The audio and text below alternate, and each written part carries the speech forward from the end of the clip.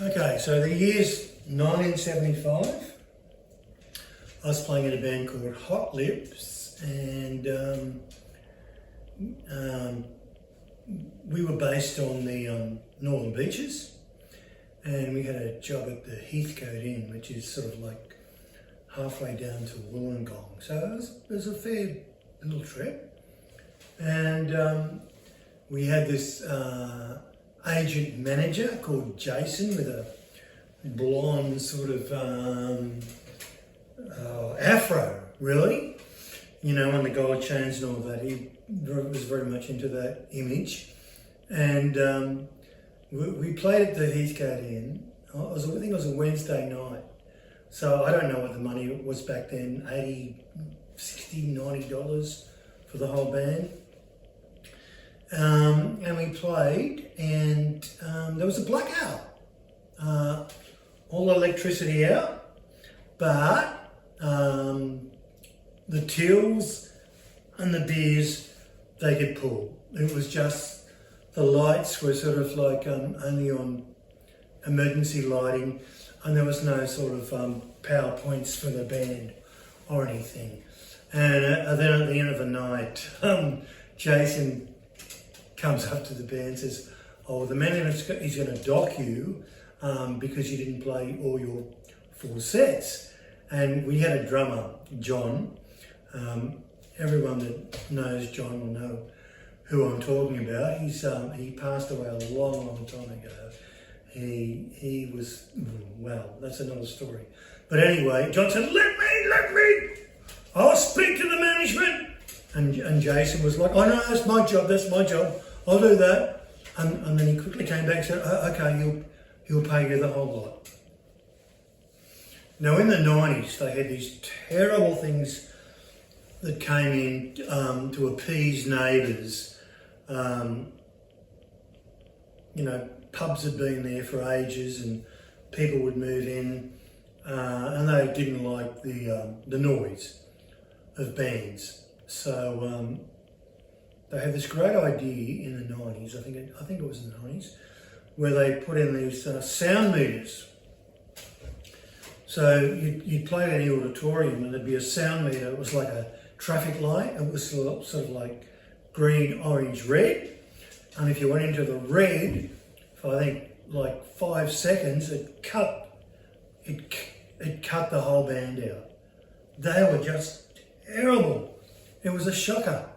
It really was. You just could not get any vibe with these things going. So I remember, you know, like what the band would do was you'd take an extension cord from the kitchen or somewhere miles and miles and miles away, you know, because they had the power points that were hooked up to these trips, and they were in the auditorium. So you try and bypass that, and it was a great thing to break bands up, because every member, you know, when the trip went off, it was your fault, not mine. It's the bass. It's going on the bass. It's going on the vocals. The PA is too loud. It's on the vocals. It's on the guitar. It's on the high notes of the guitar. So yeah, they were just terrible things. And I even heard a story like the Jeff Baxter had a mega little band that came out to Australia to Wyong Leagues, and this mega band was playing, and every 3 seconds they'd cut out. Just absolutely woeful. We had this gig up in Nambucca Heads,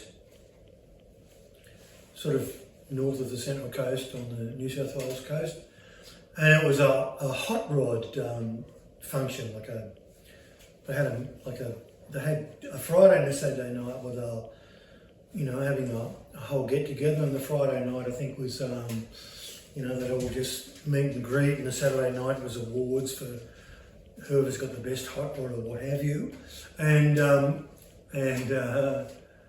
so we played the first night, the Friday night, and our accommodation was the caravan park, and we were a bit loud in the caravan park, so the next morning we were told by the caravan park manager that, no, you're out, you can't stay here, you'll have to do something else, okay? And the people of the Hot Rod Club weren't too friendly. And so the Saturday night, we go there and like there was meals and things before the band was supposed to play. And I was like, no, we have got no meals for you. You go away, get your meals and all that, and come back. We need you at 9 o'clock to play. So, we've got no accommodation tonight, and we're not getting a meal. So we all drove up to the town and had a meal at the pub, like a pub meal. And there was about a dozen bikies there. And they sort of come around like, oh, yeah, who are you guys? What are you doing and all that? And we said, oh, we're playing a gig, a hot rod gig at the blah, blah, blah surf club or wherever it was. Oh, we'll come back with you. And it was like, it's a private function. I don't think you really should, No, we're coming back. We're coming with you. So we come back with these bikies in the truck that we had, and the organiser were just totally freaked right out. What we're supposed to do. We didn't want to 4 band members and 1 roadie. Didn't want to upset probably a dozen bikies. I really forget what happened then, but it was a most unpleasant experience. We were booked for a wedding, and it was at Coringo Wildflower Gardens, actually. People that know me will know that's a... anyway, so we were booked for a wedding there, and it was in the middle of winter, and I think we rocked up about 5 o'clock or something,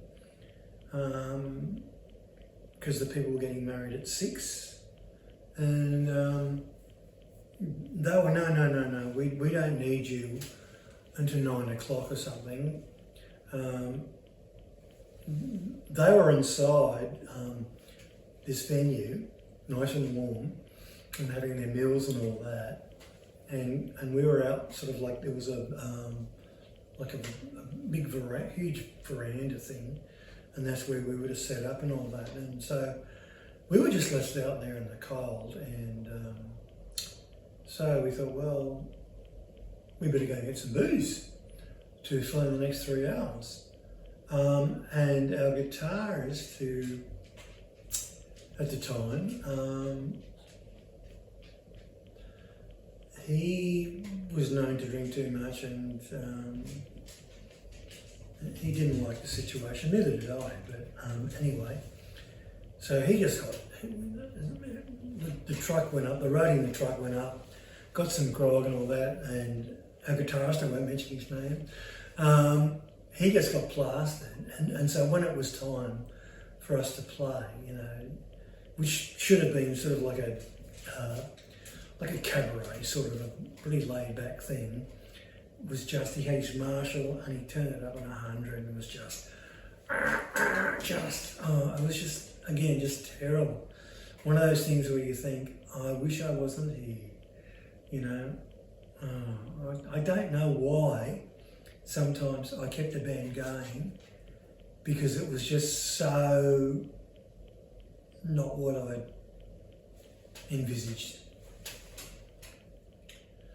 We were up in Cairns for 6 weeks.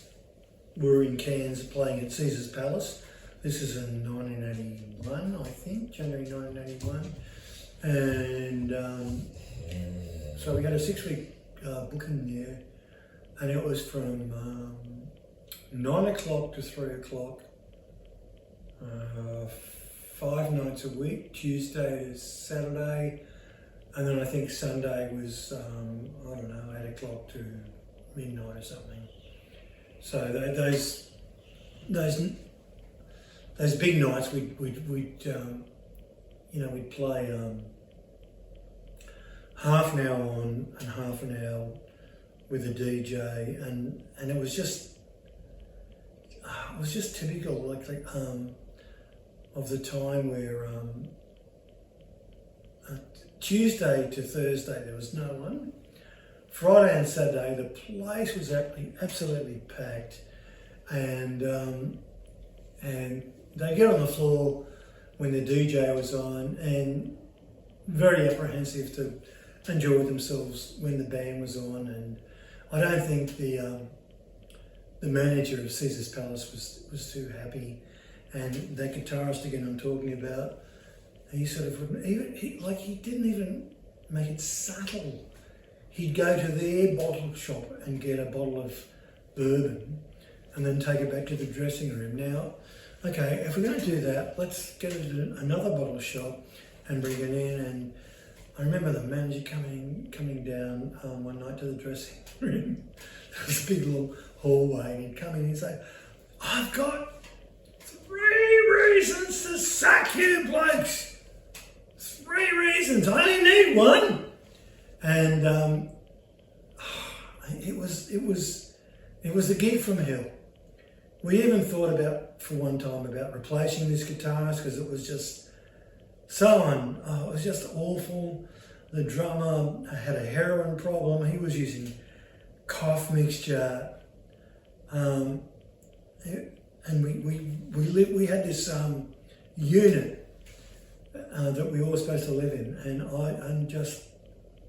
I do anything to not go back to that unit at night. Now, like the Blues Brothers movie, there is so many times, why does an agency book? I'd rather not work than do a job where you're not the right band, you know? You are the worst band! You are the worst band! You are not doing what you're supposed to do. We want pride of errands, we want blah blah blah waltzes. And I said, thank you very much for that. And then she said, did you hear me? Did you hear me? You're the worst band ever! Thank you, you're so kind. And then I think I got into my bottle of brandy or something, you know, and just thought, oh, F this gig. Man, you know, like, it's not what the kids wanted. Yeah, what do you do? The hats in the RSL. I was playing with my good buddy Tony Remedios in a version of 60s chart toppers, and we played, I think it was Cardiff or somewhere, and this band had like costume changes and things, and it was like, okay, well you can get changed in the toilet, the men's toilet. And I said, no, because I did like Elvis and Roy and all that. And I said, no, because there was no dressing room. So I actually got, I don't know, one of the VIP rooms that they have their meetings and all that, which was about like 3 rooms away from the auditorium. And I'm trying to hear what the band's doing, you know, like, da, da, da, da, da, so it's Elvis or whatever. And I remember for the Beach Boys, I had the cap, you know, the Beach Boys. And so I run down from where the management is down to the auditorium, and these people in the other lounge are sort of, get your hat off! Because you can't have a hat in an RSL, and I'm running to the auditorium, and it's just, you know, there was no publicity. It's unreal. Let me tell you about another one. So we're playing in a duo, right? And the clubs and all that have got rid of all the decent stages and what have you. They sort of made them pokey palaces because that's where the money was. Okay, so what you're left with is a lounge, and they sometimes they put up these 2 little square metre boxes, which is your stage. You couldn't fit anything on there, right? And I remember one gig, you know, like, so you've got the male toilet to the left, the female toilet to the right, and in the middle is a cigarette machine, and we're playing in front of that, and the cigarette machine says out of order, and this is a duo gig, right? We're playing, and this lady comes along. It's Monty Python, and she comes along and she just walks in front of the band and all that, puts her money in. It's out of order. It's bizarre. It's bizarre. There's just no like